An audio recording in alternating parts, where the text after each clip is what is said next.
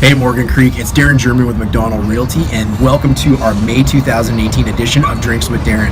I am at Sawbucks Pub in White Rock, downtown White Rock. This used to be one of my favorite locations years and years ago. It's the first time I've been back. It is packed house here today on a Friday afternoon, and we're going to be sitting down and we're going to be trying one of my favorite breweries, Central City's IPA.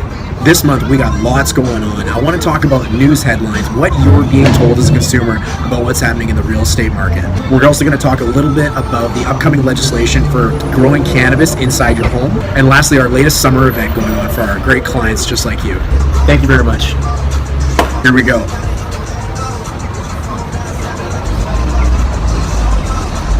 Red Racer. Central City has been around for years now, but it continues to be one of my favorite breweries because they have continuously released incredible fresh tasting beers. They got all different types, dark, light, hoppy, fruity, everything to please everybody. If you have not been down to their location down at the bottom of Scott Road, I definitely recommend checking it out, where you can see the brewery, you can fill up growlers. It's an incredible experience. Central City is a very cool brewery, maybe where we will check out next month. Now, let's get into some of the stuff that's important to you. The media releases headlines to sell newspapers, and they say things like, the party's over for Vancouver's luxury market, the lowest performing luxury market on the continent. Wow. Things like Canadian home sales are down 14%, the highest amount they've been down in the last 5 years. The housing market is set for another summer of discontent. What does this all mean, and why is it important for you?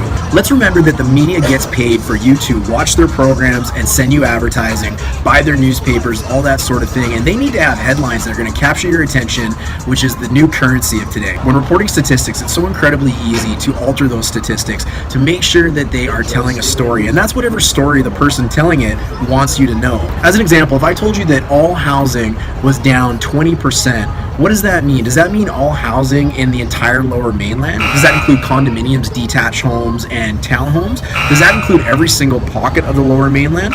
What's down 20%? Is the price down 20%? Are the sales down 20%? Are the sales down 20% compared to when? The busiest market ever in 2015? It's so incredibly important to quantify statistics, to know exactly what's being referred to, the time frames, and exactly how that affects your individual investment. That's where things like micro markets come in. Micro markets include different types of properties in different neighborhoods in different areas across the Lower Mainland. Micro markets consistently perform different across all levels in all cities. So when we're looking at values of real estate, sales being up or down, not only do we have to quantify the time frame in which that's happening, we also have to quantify the type of product where, and is that relevant to your situation. We've got amazing tools as a realtor where I can let you know exactly what is happening for your own specific home in your own specific neighborhood for that specific type. Now that's information that you need to pay attention to. So don't let the headlines fool you. The second thing we want to talk about is the upcoming regulation to grow recreational cannabis inside your home. Now, this is a big thing coming up, and one of the things I want to bring to your attention today is how that could affect you either as a home buyer or a home seller. We being realtors, have released a plea to the government and opened up a website called safegrowhomes.ca. This website is designed to ask questions of the government, so we have some clarity behind what you as a consumer can expect when you buy or sell a home that has had recreational cannabis growth in it. Currently, there's very limited information being made available about what safely growing cannabis in a home looks like. We think it's important that you know the potential hazards of growing cannabis in your home if you choose to do so you can make informed decisions both when it's time to, again, buy or sell real estate. Realtors in the Fraser Valley are also asking the government to clarify exactly what remediation looks like for a previous grow operation home. If someone has grown marijuana in their home, there is all different types of aspects you need to consider when you're purchasing that home, and currently there is no standard remediation process that's acceptable from community to community or financial institution to financial institution.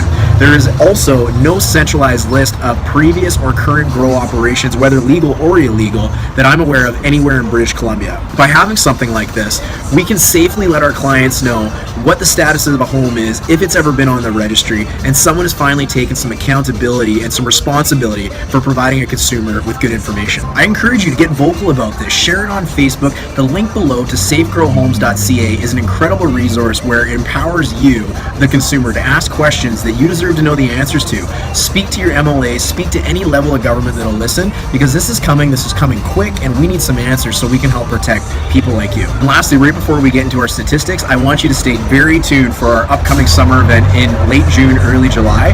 It's going to be very, very fun. It's going to be family orientated, and the details are going to follow very shortly, so look forward to them. All right, Morgan Creek, month over month, apartments saw a growth of about 1.18% for the average benchmark price increase. In the last 3 months, however, you're looking at about a 5.43% increase, a pretty healthy increase if nothing else. For townhomes in Morgan Creek, and we've got very awesome, luxurious townhomes in Morgan Creek, a modest increase of 0.35% in 1 month, but over the last 3 months, you've got an increase of about 4.84%. Lastly, for the majority of us with a detached home in Morgan Creek, we saw a very modest growth there as well of about 0.38%. Some growth is better than no growth, however. In the last 3 months, the growth in Morgan Creek is 1.96%, almost 2%. Compared to some of the numbers we were seeing months ago, that's still fairly good. A 2% increase in 3 months. I wish some of my investments were doing that. I think it's going to be incredibly interesting to see what the new statistics read when they come out for the end of May 2018, and I, of course, will let you guys know exactly what they say. That's it for this month, everybody. Please comment on the video. Let me know what you like. Let me know what you don't like. Do you find them useful? And share them. Share them on Facebook. Share them with your friends. Share them with anybody that you think might get value out of them.